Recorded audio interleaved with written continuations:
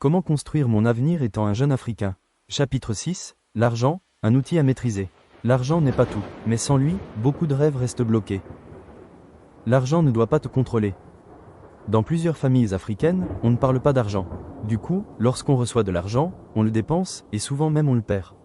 Mais si tu veux construire ton avenir, tu dois apprendre à maîtriser l'argent comme un outil, pas comme une obsession. Tu n'as pas besoin d'être riche pour commencer. Tu as besoin d'être intelligent avec ce que tu as. Ce n'est pas combien tu gagnes qui compte. C'est ce que tu fais avec qui compte. Comprendre les bases de l'argent. Voici les 4 piliers de la gestion financière. Gagner, trouver des moyens de générer des revenus. Épargner, mettre de côté une partie de ce que tu gagnes. Dépenser, utilise ton argent avec sagesse. Investir, faire travailler ton argent pour toi. Tu n'as pas besoin d'un emploi classique pour commencer à gagner. Tu peux vendre un produit local, savon, t-shirt, jus, etc. Offrir un service, montage vidéo, graphisme, rédaction, créer un contenu, vidéo, podcast, blog, utiliser des plateformes comme Chariot, Fiverr, Upwork ou Facebook Marketplace, ton talent peut devenir ton revenu. Exemple, vendre un produit digital. Tu sais créer un chevaux? Tu peux le transformer en modèle à vendre. Tu sais parler en public? Tu peux enregistrer un audio motivant et le vendre. Tu as lu un bon livre? Tu peux en faire un résumé PDF et le proposer à d'autres jeunes. Témoignage imaginaire. Je suis Kevin, 22 ans, au Cameroun. Je savais faire des chevaux.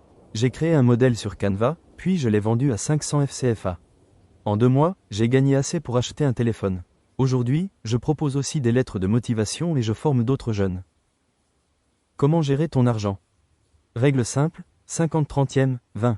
50% pour les besoins, transport, nourriture, etc. 30% pour les envies, sorties, cadeaux, etc. 20% pour l'épargne ou l'investissement. Conseil pratique. Note chaque dépense dans un carnet ou une application, fixe un objectif d'épargne, exemple, 10 000 francs en 2 mois, évite les achats impulsifs. Mets de côté dès que tu reçois de l'argent. Investir, même petit. Tu peux investir dans ton éducation, acheter un livre, suivre une formation, dans ton matériel, acheter un micro, un téléphone, une imprimante, dans un projet, créer un logo, lancer une page Facebook. Investir, c'est semer aujourd'hui pour récolter demain. Note toutes tes dépenses pendant 7 jours. Fixe un objectif d'épargne ce mois-ci. Crée un petit service ou produit à vendre. Parle à une personne qui gère bien son argent. Mets de côté 10% de tout ce que tu gagnes.